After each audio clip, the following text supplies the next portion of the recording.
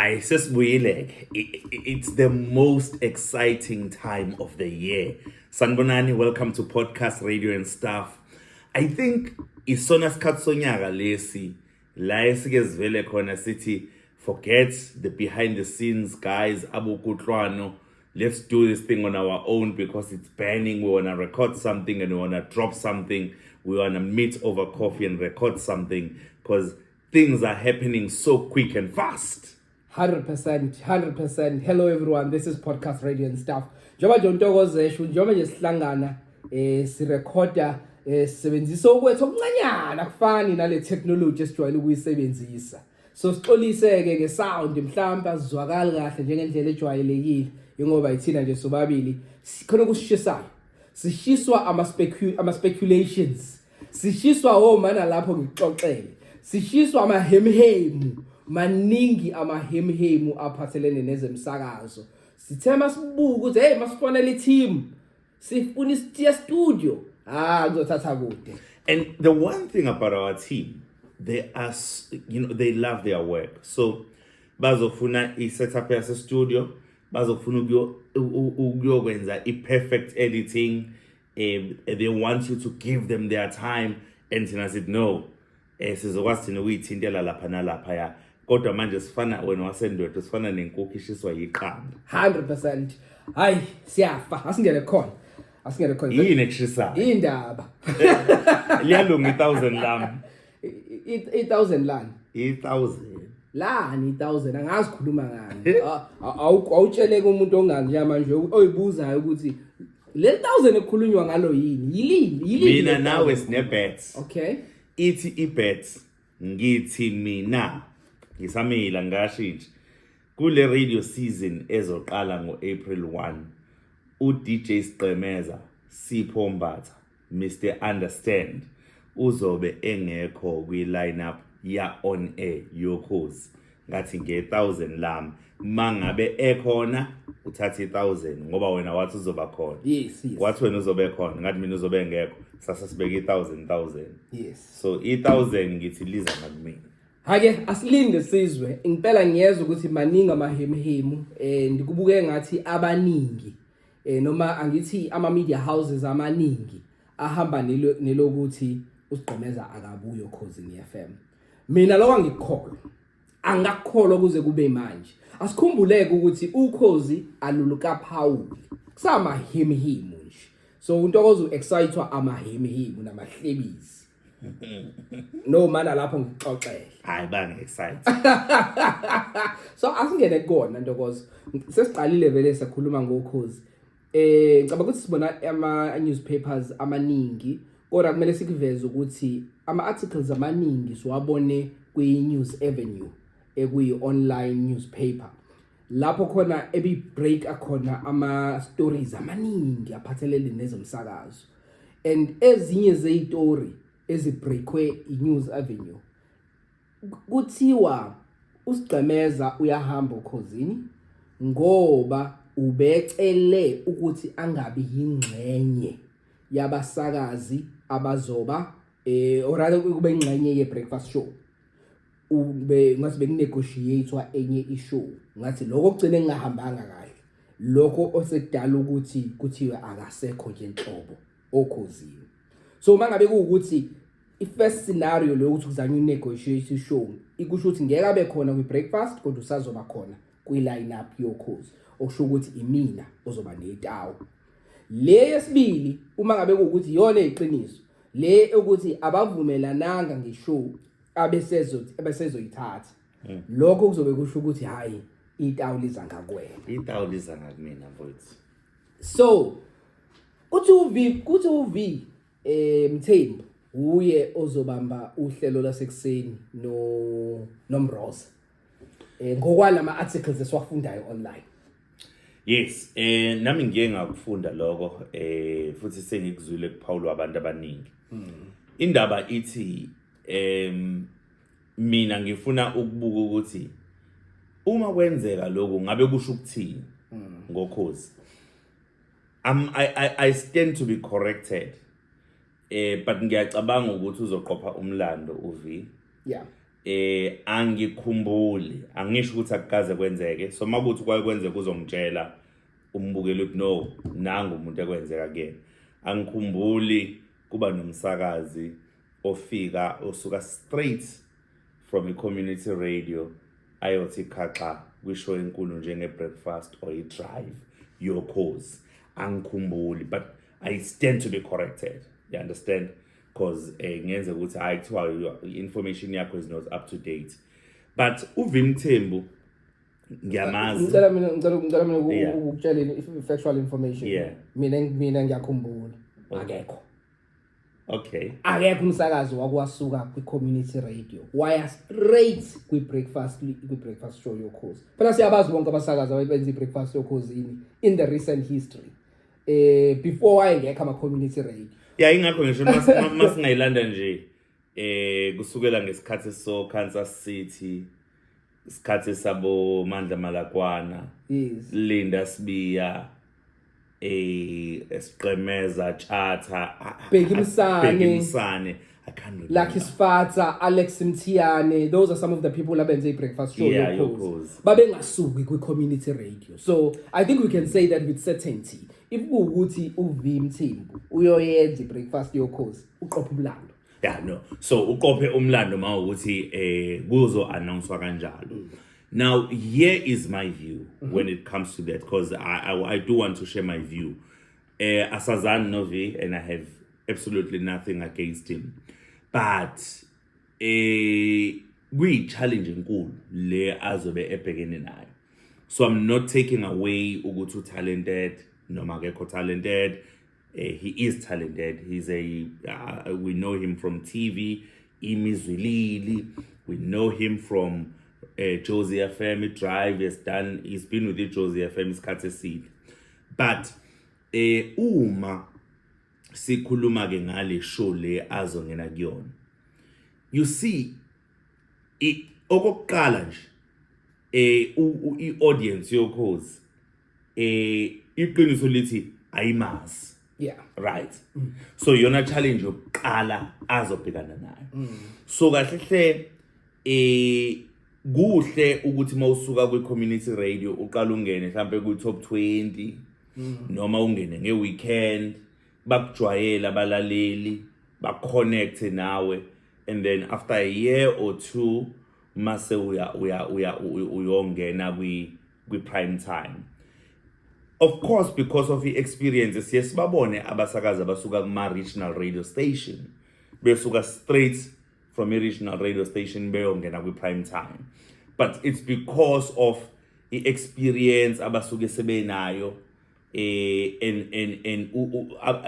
i-regional radio station isuke ine bigger reach than i-community radio now Ukhozi is stronger in KZN angeke size sikuphike lokho and umbuze kumele sibuze wona ukuthi bangaki abantu abalalela i-Josie FM through i-DSTV or through online abamaziyo uVias umsakazi that's the question ekumele sibuze yona so ngibona ingazi ukuthi mangabe kuukuthi ngempela Ukhozi lenze leyo move ukuthi bayomfaka kwi-breakfast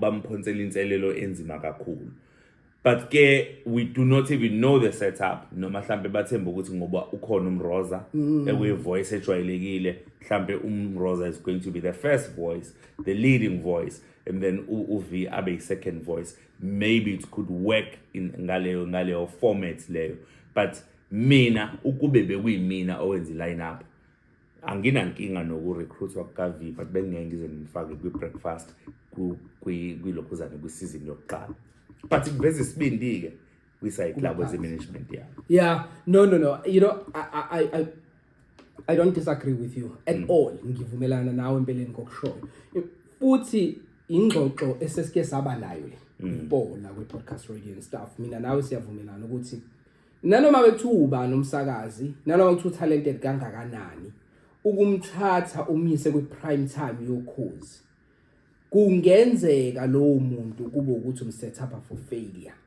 ngisho noma kuthiwa utalented kangakanani kodwa ngenxa zobukhulu bokhozi kwenza lokhu ukuthi nomuntu noma uthi utalented kanganani ayithole kwilisa uma ngabe esefakwe ku show enkulu kangakayana kuyi prime time breakfast show, the biggest show in the station. So if it's true, nami I'm afraid I agree with Ntokozo, and I know ukuthi baningi abasakaza bakoma community radio abasiphikisa ngalombono esushoyo ababebona bona umuntu khona nje mina umngani wami omkhulu kakhulu owazi wathi mina ngingafike ngiyenze show kwi prime time, wangenzela izibonelo zabantu abona ukuthi yena bangayenza ishow kwi prime time. So ngiyazi nje sisho kanje baningi abaphikisana nathi, kodwa iqiniso lithi mina ngokowami umbono nangendlela engibuka ngayo iradio, kumele abasakazi baphume kwi community radio bayokhozini, kodwa kuzoba nzima kakhulu ukuthi umsakazi esuka kwi community radio ayokwenza ishow enkulu njenge breakfast show. Kodwa ke njengoba uNtokozo eshilo mhlambe nje wakhona umroza that's ilona themba labaphathi ukuthi umroza will carry the show while bemgruma uV ebe supporter umroza asazi. And remember, these are all speculations. Asazi ukuthi mangabe siphuma line up kuzobe kuthiwani. Just remember, when Thibaut Touch was introduced to us, it was on a weekend. He was doing a weekend show. The weekend show. Yeah, it was the touchdown. It was the touchdown. I think it was the touchdown, the hip hop show. The hip hop show. No, Rhyme and Rhythms. Rhyme and Rhythms. Yeah, touchdown was the older drive before he left. It was Rhyme and Rhythms. Yes, that is where he was introduced to us. Yes. Abathandibe Radio. DJ Savvy is doing the breakfast now. He was introduced in top charts, top 40 on a Saturday. You know, and these DJ Savvy was not coming from a community radio into Metro. You see, but still bamqala nge top 20. I can right now I'm confident ukusho ukuthi uDineo Ranaka on Metro angawenza 9 to 12 angangena with breakfast, but she's on a weekend. So that is why mina ngibuka ngale ndlela engibuka ngayo. Sure. Amanye ama speculations. Are you comfortable we move on from the breakfast your cause? Cause with breakfast your cause bekuke kwaba khona amahemhemu ukuthi uHlophe uFelix kungenzeka ukuthi uya lapha ku breakfast your cause uyena ozongena esikhaleni sasiqemeza. Actually, I did believe them. I have to be honest. Okay. I did believe them. Njengamanje awusawakholwa. Well, kuningi engikuzwayo. Phela konke kwamahemhemu nje. Yeah, kuningi engikuzwayo, but ngizochaza ukuthi why bengibelieve abaqhubeka nepoint lakho. No, ngachaza. Okay. Kuningi esikuzwayo and even through ngeke ngafunda even kwi News Avenue ukuthi uHlophe akayindawo. Okay, why mina ingqondo yami bingitshela ukuthi amathuba ukuthi uzoqhamuka ukhozi maningi. One, currently he is the household name with breakfast show radio at KZN. So it was going to be a big win ukuthi ukhozi FM luthole uFelix ekuseni. Yep. Okay. One, abalaleli bokhozi basanesilonda esingakapholi sikaLinda Sibiya, bayamthanda kakhulu, right? Abalaleli. But ke asazi kwenzakalani le engalungiseki, because uLinda Sibiya sesiye samuzwa interviewer eyakumanye ama radio akwa SABC like Metro FM, like Radio 2000, spend isikhathi studio eshaya imalink. You know, then lento yapenda isithobe sokuthi no, lo muntu akaxabene neSABC. We understand? And sike sayuse excitement yabalaleli bokhozi mengabe nje bezozwa uLinda Sibiya evela kancane mangabe kunento ethile emdinga ukuthi abesemoyeni njengoba kade kushone ngisho nje. We understand mengabe se studio. We saw ukuthi kwenzeni kwiGagasi FM ukuba khona nje kukaLinda Sibiya just 1 week no Felix Hlophe, and after that wazohlukanisa unyaka khona. So abalaleli basamthanda. Sure. So but ke ukhozi leyo likhetha ukuyiziba. So asazi kwenzakalani. So I still believe ukuthi uFelix ungomunye babantu abangakwazi ukuthi bafike lesasilonda basilaphe because of his talent. The guy is talented. Yeah. Very talented. So that was my first reason for believing ukuthi no, they went for him. And they gave him an offer that he could not refuse. You know, that's one. That's the first reason. The second reason yokuthi ngikholwe iloko. NgoDecember uFelix uye kwi-leave. Okay? Sasikade silindele ukuthi bazobe behlukanisa ndawonye unyaka benoLinda Sibiya. Abazange bawuhlukanise ndawonye unyaka waba kwi-leave December until January. So eyami ingqondo ithi this guy just came back from a leave. So beku namanje akwenza umqondo ukuthi uselivini nje, we understand. So umqondo wami mina uthi no, uFelix is busy negotiating a new contract. However ke le angiphethi ngayo. Ngoba ngiyakubona amehla kase angibuthi uzofuna ukuthini, cha le angiphethi ngayo. Okay. But awama madot bengithi mengwahlanganisa akhomba ukuthi no amathuba ukuthi uzoqhamuka ngale maningi. Yeah. No, I get that. I get the logic. And okunye okudala ukuthi abaningi bethu bakholwe ukuthi ngenzeka yokhosini istatus asifakile ku Facebook yena uFelix esikhombisa noma isikhuluma sakuvalelisa. So sifaka la usibona. Kanti futhi kuthiwa ngosuku lokugcina ngicabanga ukuthi kwakulesihlanu last week if I'm not mistaken. Wasakaza ngesiZulu. Wakwazi nje ucela ukusaza ngesiZulu. So sebeyayihlanganisela ke nje manje manje ukhuluma ngokujoin ama dots. Now people are joining the dots. Ukuthi ubese practice. Practicezela ukuthi mangabe sendiza lapha yana okhosini uzondiza kanje. So that was another reason abanye abantu bebedala ukuthi bakholwe ukuthi kungenzeka uFelix avumbuke okhosini. Mina ebengidala ukuthi ngikholwe istatus. Awusakholwa manje. No, asekhona ama doubts ngenxa zezitori eziphumayo. Khona istory sesifundile esithi uFelix akayindawo uyahlala kwiGagasi. You know, sakhuluma ngoLinda Sibiya ukuthi uzojoina kwiGagasi. Kodwa sikho lapho kwamanje sofika kusona leso. Yeah, asikho lapho. No. Usually, I'm sorry, I'm busy thinking. I'm a radio station I enjoy lento esiyenzayo. No, they hate it. You think so? They hate it. Ukube kuya ngama radio stations ngaba sikhulumi njengamanje.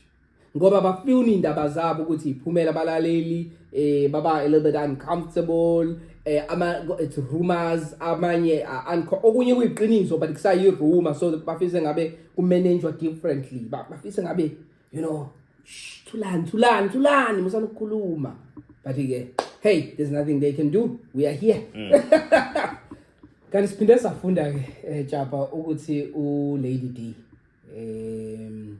unsuka sifani mamdudu cause siyazi kade abalapha ku 9 to 12 amahemhem masifunda ku media kuthiwa uya noma uzoqhubeka no 9 to 12 kodwa uzonciphiselwa ama shows ngike ngezwe ukuthi uzokwenza amathathu ngabuye ngezwe ukuthi uzokwenza u2 ngezwe ukuthi uzokwenza u4 so kuyakhulunywa nje baningi abaspeculateayo angazi ukuthi wena ucabangani ngalokho uma ngabe kuukuthi ngempela uzokwenza ama shows angaphelele because ngicabanga ukuthi kune common kona konke ama media houses la sifunda khona ngikubonile ku News Avenue ngikubonile kwiLanga common ukuthi kuthiwa uzokwenza ama shows angeka saba u5 uzokwenza 9 to 12 kodwa ama shows angeka saba u5 ubani uzokwenza lama shows amanye angeke enziwe Lady D ngokwakho siyazi lapho khosini zikhona intokazi Ngihlekisa umbuzo wakho indlela onzima ngayo. Unzima. No, unzima. I never saw this one coming. Same here. Yeah, I never saw this one coming. So unzima kakhulu lo mbuzo. Firstly, angiyazi age ka Lady D at all. So ngihlezi ngibona abantu be-comment ngicabanga ukuthi lama comment akuyasho abantu, these comments don't hold water. Awa justify ukuthi umuntu sekufanele angalenza uhlelo. One, ukuthi uselenze isikhathi eside kakhulu. I don't think that one justifies ukuthi shuthi sekumele akhishwe. Ngoba mawukuthi usa relevant, usenza umsebenzi omuhle. Ngisho ngalenza for 20 years, 30 years, it's still fine. Two, ukuthi mdala naloko futhi doesn't justify ukuthi kumele akhishwe ohlelweni. If esa relevant ekhuluma language efunwa i-target market yaleso station, usangaqhubeka asakazi. Angisazi ke isizathu sokuthi ancishiselwe inhlelo. Remember, anginayo i-background view, background information ukuthi how was 9 to 12 doing Ukhozi in terms of now the numbers, in terms of bringing in the business, you understand? Because those are the things that need to be considered. Ukuthi lolu hlelo lubukeka kanjani? Firstly, ngokwe listenership. Secondly, libukeka kanjani ngokuletha business? Because ukutemperisha nalo, it could also temper with the revenue of the station. Now, with that being said, ngizwe nami ke ngamahemhem ukuthi uyabuya uvukile uNongcebo Mackenzie. So mina, if bengiya ke ngale format esizoba khona yokuthi angene 3 days or 4 days ezinye zingenomunye umuntu, then mina bengizothi Lady D noNongcebo ku 9 to 12. That is how I was going to do it. Why do that? uNongcebo is a seasoned presenter. Abantu bamthanda, kade aqala ukusakaza, uzokwazi ukudeliver uhlelo lika 9 to 12. Angimdoubt. Sure. You understand? So angimdoubt at all.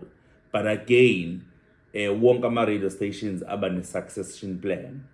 I believe ukuthi wonke ama radio station aba ne succession plan ngoba nama companies aba nama succession plan. So if kuukuthi sekuseduze ukuthi bafune ukuthi babe ne voice entsha ku 9 to 12, then that would be the way to introduce uNongcebo Mackenzie. Yeah, that's how I look at it. Yeah, no, I think that's what's happening. I think management yoKhozi ibifuna ukutransition smoothly to a new Lady D or a new person that will be known for that 9 to 12 slot. Ngoba yes, kuwashile ikhalo kwesho abantu, kodwa iqiniso lethi Lady D in 2026 is still relevant. If we lalele show yakhe, you can firstly the language she speaks, she moves with times. That's a thing with Lady D, and I think that's what makes her so relevant, and that's why she's got such a staying power. She moves with times, she connects with her audience. Amashilas mawabona elandela Lady D, you can see ukuthi this is someone oseyenzile impact kwi-listenership, and she has a loyal support. So I don't know the numbers, but I don't think numbers in terms of listenership are an issue in that 9 to 12 slot. I don't think so. I don't know in terms of revenue. I don't have exposure to that. But I honestly don't think ukuthi ishoka Lady D lingenzi kahle. Kungenzeka ukuthi lokho kushilo kwe-succession planning ukuthi yes yenza kahle namhlanje, but at some stage we will need to let go of Lady D. So when we do that, ubani already ukuthatha over leyo show. So lo ozokwenza lezi insuku eziwu2 noma eziwu3 noma olodwa lizobe lingenziwa uMamdudu, then kungenzeka ukuthi lowo muntu asebeme identifyile wena othi uNongcebo. So kanti ungangishiya ejele. So yeah, I mina angazi honestly ukuthi ubani ngoba ngibonile nami le rumor ethi uNongcebo uyabuya. Kodwa le rumor ethi uNongcebo uyabuya, mina ngicabange ukuthi uya lapha ku 3 to 6. Ngoba phela sikhumbula ukuthi uNongcebo noTshatha bake basebenza ndawonye before. They have this chemistry. And uNongcebo uke wa interviewer uTshatha early this year. Kwa post wide, people were so excited ukubona ama videos kaNongcebo noTshatha bebo babili. Remember nje uNongcebo eqhubula uTshatha zama ukumqhubula ngendlela emqhubula ngayo before to see that excitement. So mina bengisola ukuthi uma ngabe ebuya uNongcebo, ngiyakuzwa lokushoyo futhi ku possible. Kodwa bengisola ukuthi uma ngabe ebuya uNongcebo bazomnyisa lapha ku 3 to 6. Yeah. Enze asebenze noTshatha. La ku 9 to 12 le lama shows azobe ngenziwa uMamdudu. Mina bengisola ukuthi kuzonikezwa uZamamseko. And izathu zami ukuthi uKhozi selikhombisile over and over again ukuthi bayamthemba uZamamseko. Bayamthemba. She's trusted ngama shows awabambayo uma ngabe kuukuthi abekho abasakazi ngama shows abewenza ngingathi kusiyajika lento even abaphatha abasha okulango noma nomthabela kubonakala ngathi bayamthemba. So ungobanye balabo Winnie Mahlangu abathenjwayo okhosini. So that was my suspicion. That's what I thought would happen. I don't know what you think. Ungaya kuma comment section if ukusitshela wakho umbono ukuthi khona konke lokho esikushoyo sikuspeculateayo ucabangani. 12 to 3 sike sezukini Shandu sike safunda somewhere Siphiwe Sibiya the last Winnie Mahlangu. I don't know. Do you think 12 to 3 I have no idea what's going to happen there. Anginalutho nje idea. But angikusho lo ngoba sekusikhathi some changes. Angazi mfethu mina laphayana. I just feel like lo lahlelo lunebhadi. Why ngisho kanje? Angifuni ukuthi ngithi abantu bahlezi be negative towards lona. Ngijwayele kakhulu ku social media ukuhlangana nama post akhuluma kabi ngalo, angathokozile ngalo. Of which I can't say abantu abaningi because phela ama post they are just random. They just pop up with feed yam. They just pop up with feed yam. So ngiyithi I don't know. But nje I know kubhlungu yabo mangabe umsakazi ukuthi because now sekune social media njalo uyabona kubhalwa izinto negative, but it's one show ebe ngihlezi ngibona abantu bebhala izinto ezikhombisa ukungathokozi ngalo. Yeah. When uthokozile njengomlaleli? No, it's not about me. It is about you too. Njengomlaleli sengibuza nje as a listener. Ukuthi angibe fair. It's not a show that I listen to. Oh, okay. You see. So angibe naleyo fair. Okay. Go 12 to 3. It's not the show engilalelayo. Not ngoba nginenkinga nayo. Okay. Yeah. Okay, so you can't give a full assessment. Yes. Okay. Yeah. Okay. So lega Kini Shandu because ifunde somewhere nami ngifundile ukuthi uKini Shandu uzokwenza ishow noSiphiwe Sibiya. Vele bekubona mahimhi ukuthi uKini Shandu uza okhozi. So abanye bathi uKini Shandu noSiphiwe Sibiya bazokwenza leyo show. Kanti sizwile nanokuthi uLucky Nkosi icontract yakhe kuthiwa ngeke renew. Sekufundile nalokho. Njoba lithiwe ngeke renew icontract yakhe Lucky Nkosi. Abanye bathi futhi uSiphiwe Sibiya uzokwenza ezingasoze zabula. Lokho ke siyazi ukuthi wena umsunguli walokho. Hayi phela sebengakusho abakushoyo. Umsunguli walokho. Wa record video last year. Uma ngabe nje lenzeka kanjalo lo shit, hayi silo video siyidlala. Wa record video last year. Wathi wena ubungakwenza, ubungathatha uSiphiwe Sibiya umfake lapha kwezingasoze zabuya. Boom, nanga mahemhem asesho njalo. So I'm not sure ukuthi wena umbona ke uSiphiwe 12 to 3 noma kwezingasoze zabuya noKini Shandu. Okay, leyo angisakhumbula ngingayibonaphi lega 12 to 3 noKinishando. Yeah, I saw it though too. Yeah, but kumbula into yokuthi uKinishando is joining Ukhozi nayo is speculations that's also at its highest level. There's been no confirmation from any party. But uKini is indoda ezizwanayo nayo. Masihlangana siyajabulelana. uKini no King's Fiso. Istyle sabo sokusakaza si-urban. Yeah. Bobabili. So if kuwukuthi Ukhozi libona labasakaza ba-urban lingabasebenzeli, Mzogoloko was there and kubuke ngazi ukuthi akubasebenzelanga nakuKing's Fiso bebona ukuthi akubasebenzeli. Umbuzo wami uthi kuKini kuzobasebenzela yini? Okay. So mina ngingathanda nje ukuyitwista kanjalo lento esikhuluma ngayo. Kuzobasebenzela yini ukuletha uKinishando? You understand? He's a talented man. Uke waba ngisho kwi-TV kwi-Daily Theatre. Uyasikhuluma futhi isiZulu, wakhona la enseleni, kodwa uyi-urban presenter. Right?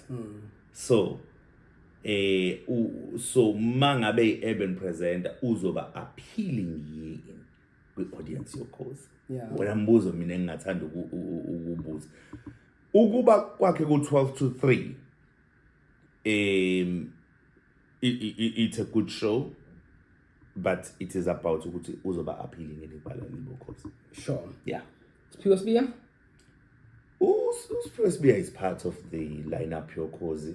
I think we just need to wait and hear what bamfaka kuphi. That's what any comment about lama rumors ezingasoze Awuthanda uku-interview.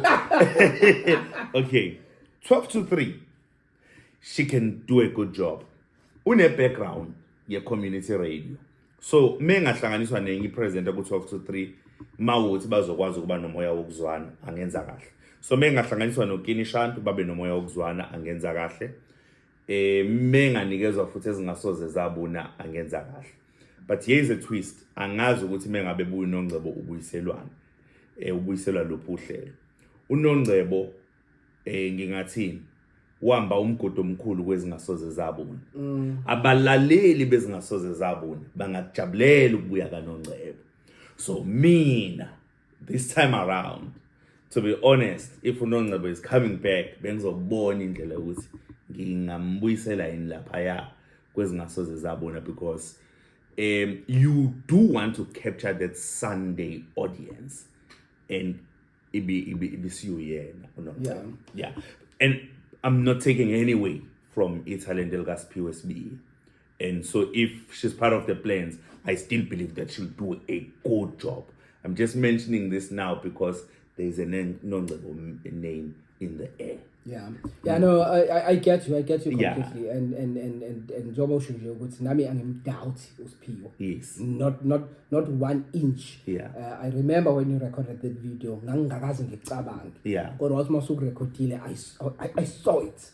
Ngoba mawumlalela uSphiwe uhlobo lomsakaza uyena. Yeah. I think she'll do an excellent job on that show. Kodwa ke asilinde siza ukuthi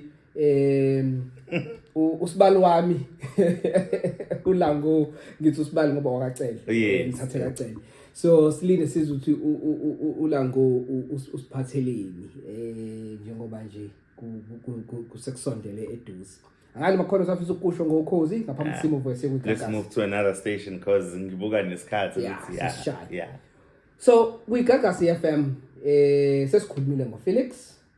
Sibona istory nje namhlanje kuyona iNews Avenue again la khona ekuthiwa uFelix akayindawo kwathiwa uLinda Sibiya uzokwenza u4 to 6 ebekuyishow yenziwa uKhulekani Mbamba. But uKhulekani Mbamba kanti ngasayenzi leyo show for a while. Bisibanjwa I think kuLimbatho kwayiBamba, I might be wrong, but bisibanjwa I think noNgcebo, if I'm not mistaken, kwayiBamba leyo show. I might be making mistakes with names, but Khulekani that show akasekho kuyona for a while now. uKhulekani senge besengena once on a Sunday, yes, 9 to 10 if I'm not mistaken. 6 to 10. 6 to 10, yes. Gospel show. Yes. So, Linda Sbiya, 4 to 6. And then Zoko Loco, 12 to 3. So abafana abahle phelile ngabo. Ukhaya 2 yena ocelela uthi contract yakhe ingavuselelwa. uSonic 2 uzonikezwa show edge. Akukho la ngifunde khona speculate-wayo ukuthi yipi show ezonikezwa uSonic. Yeah. We spoke about 12 to 3. Yes. That was my 12 to 3. Obuyilalela. Ebengilalela Okay. Musically. I I also listen a lot to talk. Yes. But musically that was my 12 to 3. Yeah. Apparently sephelile ke ngo12 to 3 wakho. Lapha ku breakfast if kuukuthi uFelix uyahlala ngempela ku Gagas, that would be good for iGagas. Kodwa having said that, in terms of abalaleli, in terms of talent lakhe, you can't doubt Felix. Obengenza mina ngikholwa ukuthi ngenze ukuthi yahamba kuningi ukukhuluma around igama la Felix, you know, associate nalo last year njengoba kuwakhuluma ukuthi kwaba off air kwakumele ahlukanise unyaka kwangahlukanisa unyaka njengamanje sekuyakhulunywa again. So bengibona ukuthi okay kungenzeka ukuthi mhlawumbe abaphathi they just want to cut their losses and move on, but it would be a huge loss to iGagas uma ngase khamba uFelix ngoba iqiniso lithi ubani onga replace uFelix kwi breakfast show leGagas, ubani okuline up yakho. They have to get Beyonce mhlambe azokwenza ibreakfast. Maybe Mr. Magic. But I doubt. Magic. Also I saw even kwi article ye-News Avenue namengivumelana nayo ukuthi kwamanye u4 to 6 lozonikwa yona uLinda Sbiya, it makes sense because the sound of the station esabantu abasha, it sounds a particular way. uLinda sounds a particular way that is not the same as the other presenters. Mangikhuluma about the other presenters, I'm talking Sizwe Sibisi, I'm talking Hizzy, I'm talking Sonic, I'm talking Stay Live. Those are young, vibrant, urban radio presenters. Linda does not sound like the people that I just mentioned. Yes, Felix doesn't sound like the people that I just mentioned, but Felix can transition in terms of his presentation style, also between Zulu, Nesingisi, all of that. I'm not saying Mr. Magic can't do that. All I'm saying, his presentation style, Mr. Magic, sihambelani neGagas all together. Kodwa lapha 4 to 6, because of the motivation, because of you starting the day on a high note. Ngiyambona. Wentobe. Ngiyazi sizoshawa isikhathi ngenxa into ethindile. Ama-commercial radio station nama-radio station amakhulu uma ehamba eyolanda ama-influencers asuke engasawundi the station basuke bebuke indaba zama-numbers zalama-influencer ngoba bebabona wherever they see them and then try to bring them on air.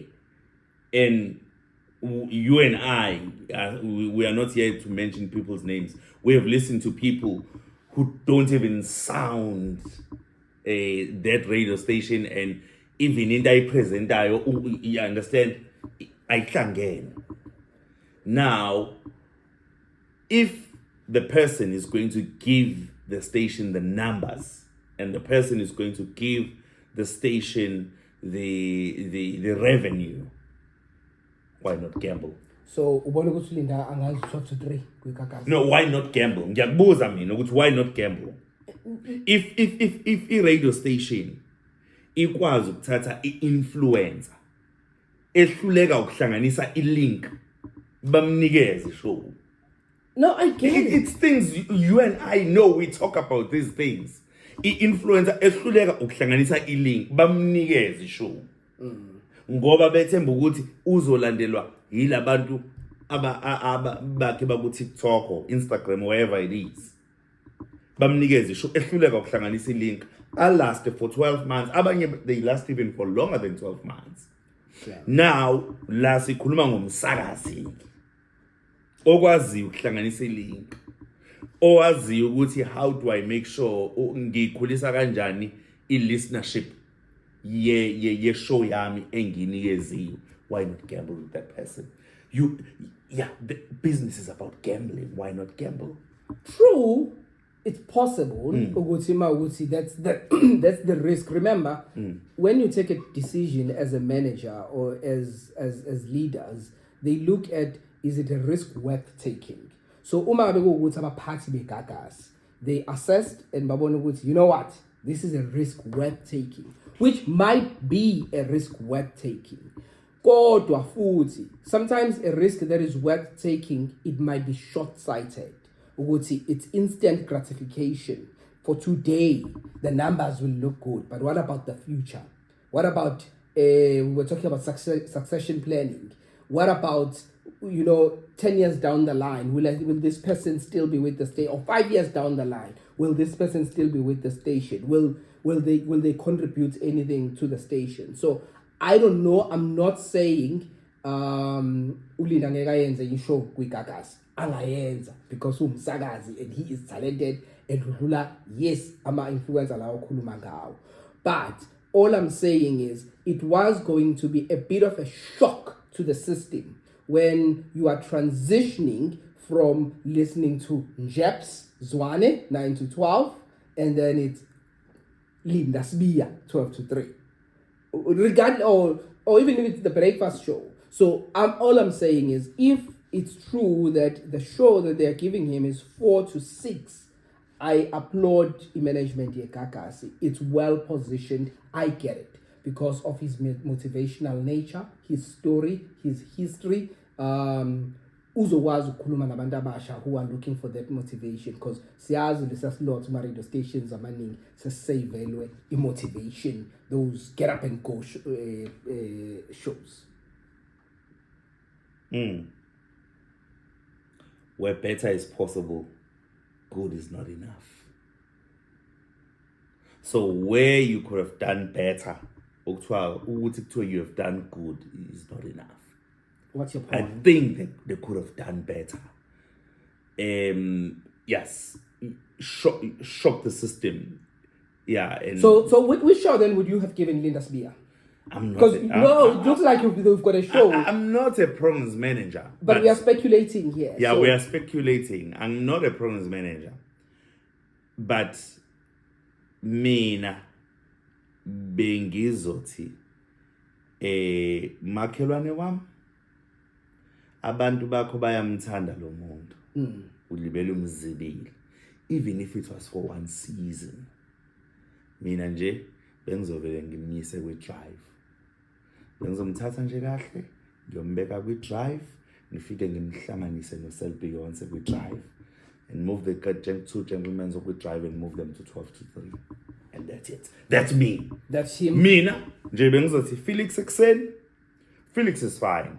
He, as I say, is a household name in KZN. Everybody talks about him, right?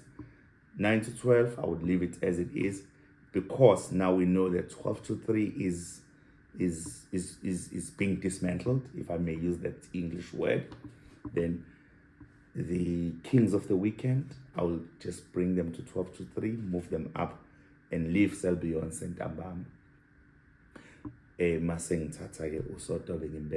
if it's just for one season, and then watch and see. That was me taking a gamble. I would have, me, I think I hear you, I get you, but I think that would have been a bad decision from you as a program manager, because what you are doing, you are destabilizing a station, your prime time that works. One.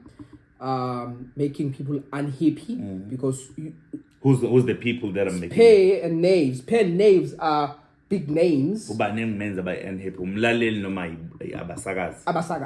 also need to take care of your own your own staff. Okay.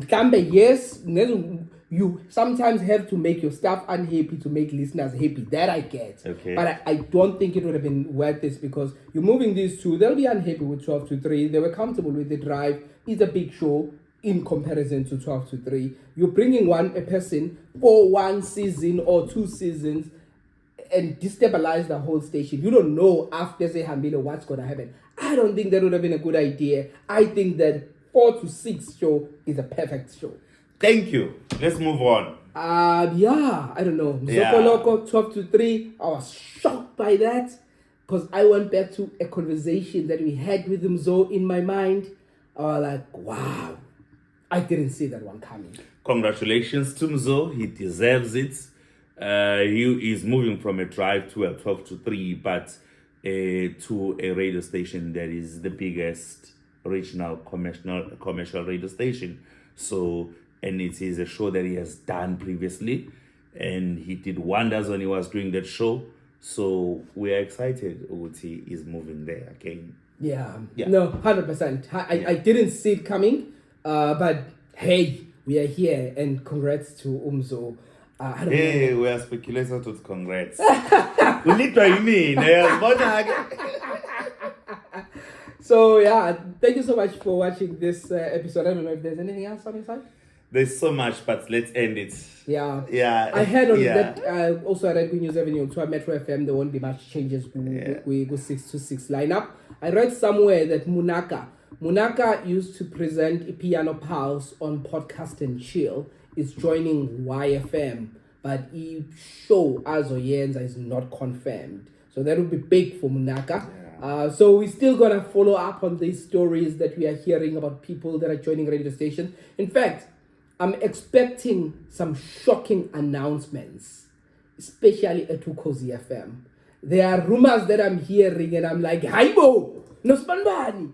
I think there'll be some people. Yini pho ungasho manje yini libele expect us tshele Aslindulango no sitshele sasiphelele isikhathi. okay sambe. Thank you so much for watching. Please go into the comment section. I'm Dobeko Kuluse. He is Ndogozo Japa. This is Podcast Radio and Stuff. We'll be dropping more of these videos as and when radio stations announce their lineups. On that day, lindelo ukuthi thina sothini ngi-lineup ezobe ikhishwe i-radio stations. Balindile bonke. Thank you for watching. Bye-bye. Thank you.